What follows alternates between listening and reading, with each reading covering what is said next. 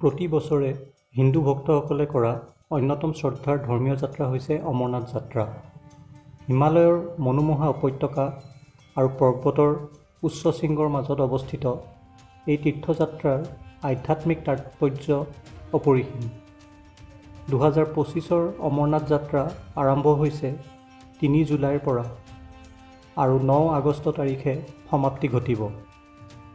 প্ৰতি বছৰে হাজাৰ হাজাৰ ভক্তই এই কষ্টকৰ যাত্ৰাত অমৰনাথ গুহাত ভগৱান শিৱৰ আশীৰ্বাদ বিচাৰি যায়, য'ত প্ৰাকৃতিকভাৱে এটা বৰফৰ শিৱলিংগ গঠন হয়। 12,756 ফুট উচ্চতাত থকা অমৰনাথৰ গুহা জম্মু কাশ্মীৰত অৱস্থিত। হিন্দুসকলৰ বাবে এই গুহাটোৰ ধৰ্মীয় তাৎপৰ্য অপৰিসীম, কাৰণ ইয়াত ভগৱান শিৱই তেওঁৰ পত্নী মা পাৰ্বতীক অমৰত্বৰ ৰহস্য প্ৰকাশ কৰা ঠাই বুলি কোৱা হয়।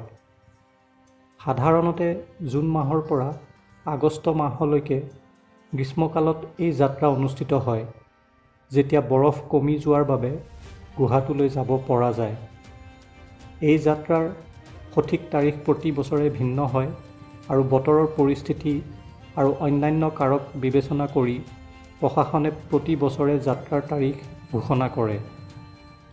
অমৰনাথ যাত্ৰা বহুতৰে বাবে এক পবিত্ৰ যাত্ৰা।